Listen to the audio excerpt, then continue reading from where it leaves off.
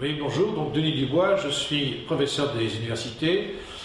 J'enseigne au Conservatoire national des arts et métiers ainsi qu'à l'Université Paris-Dauphine où j'ai développé des formations dans le cadre du Master 2 de recherche et d'expertise financière. Par ailleurs, comme certains nombres d'universitaires, j'ai développé des activités de conseil et d'expertise financière, en particulier auprès de PME, et pour l'essentiel d'ailleurs dans une activité très particulière qui est le secteur du transport routier. Mais j'ai également des activités en matière d'ingénierie financière pour le compte de grands groupes industriels et également des activités dans le domaine de la communication financière pour des sociétés qui souhaitaient s'introduire en bourse. Oui, donc en quoi je suis légitime sur ce sujet? Il faut savoir que dans mes activités de conseil, en particulier auprès du secteur des transports routiers, j'ai été amené à assurer le pilotage d'un certain nombre d'opérations de croissance externe, en particulier pour le compte d'un de mes clients, et qui est dans ce secteur d'activité pour lequel il est clair que les difficultés que l'on rencontre sont d'une autre nature que celles que l'on peut rencontrer dans les activités à caractère industriel. Alors l'exemple, bien sûr, c'est le secteur des transports routiers. Je ne peux pas ignorer ce secteur puisque j'y travaille en tant que conseil depuis plus de 30 ans.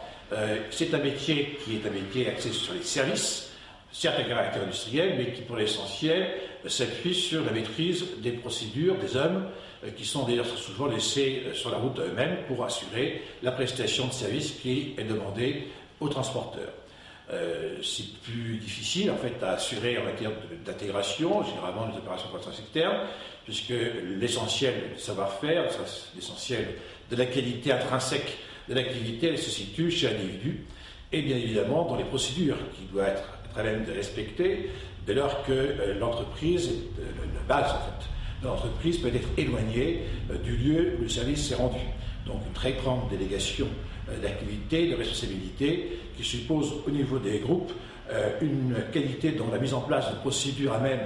d'assurer la transmission des savoir-faire qu'a l'absorbant, de telle sorte que l'entreprise absorbée puisse être à même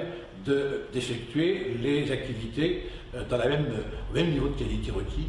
que l'entreprise absorbante. Alors, des expériences, bien sûr, j'ai le cas de ces entreprises qui ont eu à gérer des croissances dans différentes parties du territoire français, hexagonal pour l'essentiel, et qui ont été obligés de le faire, tout simplement parce que la croissance organique qui était celle de l'activité n'était pas suffisante pour gérer à la fois leur développement et générer des économies d'échelle. Donc il fallait qu'ils trouvent au travers des activités absorbées des sources de gains significatives à même d'assurer l'augmentation de leur compétitivité.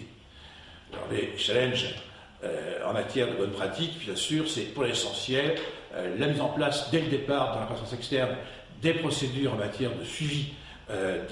d'une part de la gestion de trésorerie, qui est essentielle en matière de gestion du cash, et bien évidemment aussi en matière de suivi des marges, car il est vrai que les marges de ce secteur étant réduites, restent faibles, finalement, les moindres dérapages sur la gestion de la prestation fournie peut amener l'entreprise à perdre beaucoup d'argent. Donc il est essentiel que dès le départ, les pratiques en matière de gestion, de tableau de bord, soient bien diffusées auprès des cibles que l'on absorbe, de telle sorte que la gestion quotidienne se fasse dans les meilleures conditions possibles.